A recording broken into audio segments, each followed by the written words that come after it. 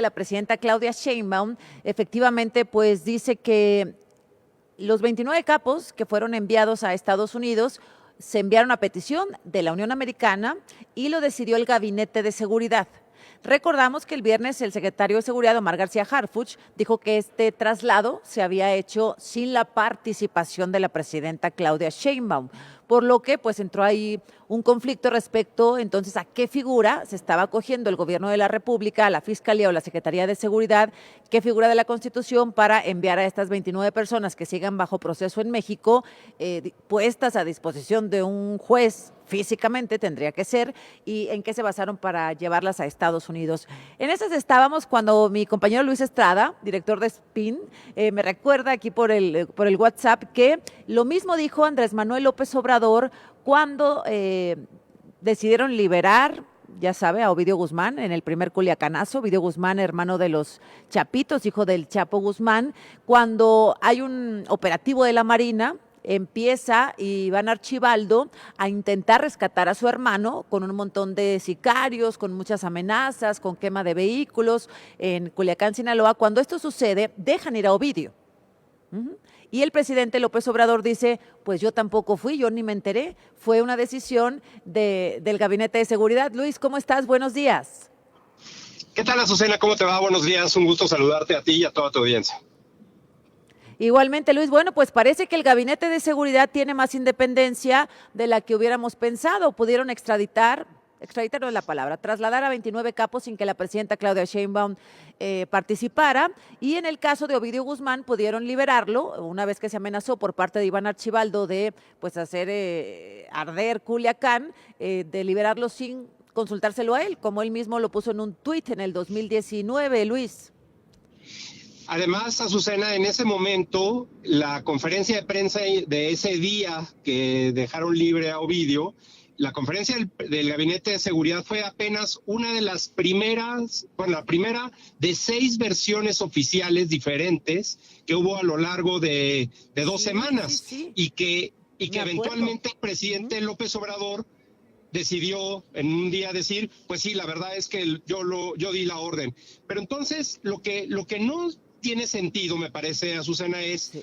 A ver, ¿qué te parece si recordamos, Luis, te parece si recordamos eso que estás mencionando? Claro, ¿Cómo sucedió? A ver, adelante.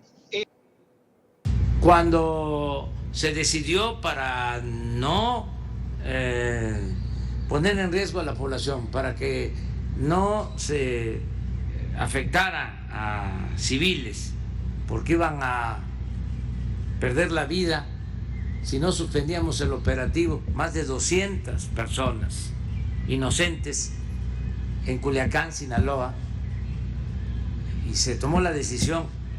Yo ordené que se detuviera ese operativo y que se dejara en libertad a este presunto delincuente.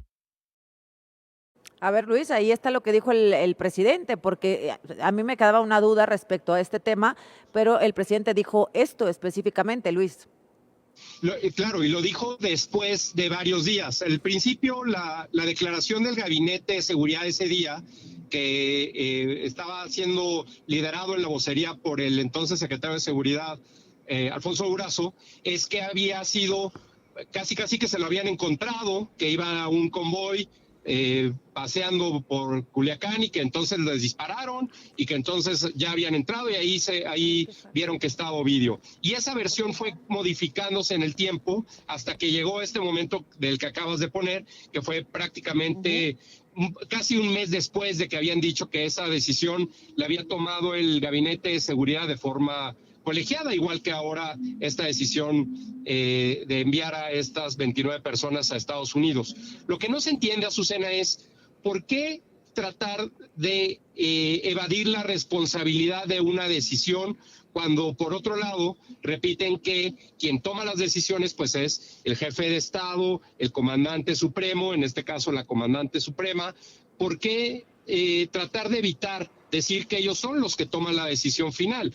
No solo ha pasado en esta ocasión, ahora con el caso de los 29 enviados a Estados Unidos, o como te decía, en el momento en el que dejaron libre a Ovidio, la primera versión, sino también cuando en mayo Zambada apareció en Estados Unidos, es esta recurrente idea de decir, nosotros no teníamos idea, nosotros no somos responsables, nosotros no hicimos nada. Pues entonces, ¿cuál es la idea de estar mandando ese mensaje de nosotros no fuimos?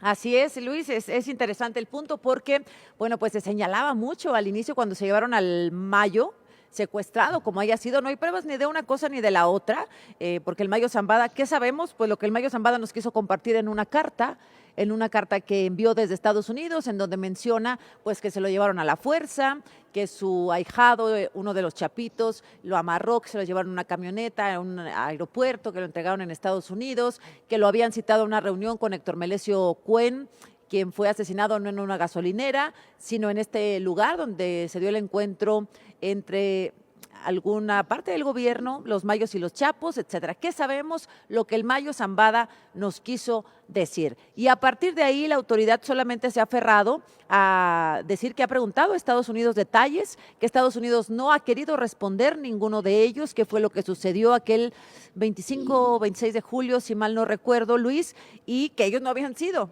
Lo repitieron yo creo 3, 4, 5 conferencias prácticamente continuas. Sí, y sobre todo me parece, Azucena, que es un tema contradictorio de parte de la presidencia, en su momento de López Obrador, ahora de Claudia Sheinbaum, decir, nosotros somos quienes tomamos las decisiones, somos la presidenta, el presidente, el comandante supremo, pero al mismo tiempo estamos diciendo no tomamos o no tenemos responsabilidad de cosas que suceden frente a nosotros, que son pues claramente de un tema sensible, la seguridad. Pero si hay una acusación de parte o un señalamiento de parte del gobierno de Estados Unidos de la asociación entre el crimen organizado y el gobierno estatal o nacional, en fin, sin pruebas, cuando escuchamos que la presidenta o el presidente o los secretarios tratan de deslindarse de decisiones de esta magnitud, pues lo único que generan es especulación respecto de si hay o no hay una intención de deslindarse públicamente de las implicaciones que tiene pues afectar a delincuentes y a criminales, ¿no? Correcto. Bueno, pues gracias por el apunte, Luis, y qué gusto saludarte.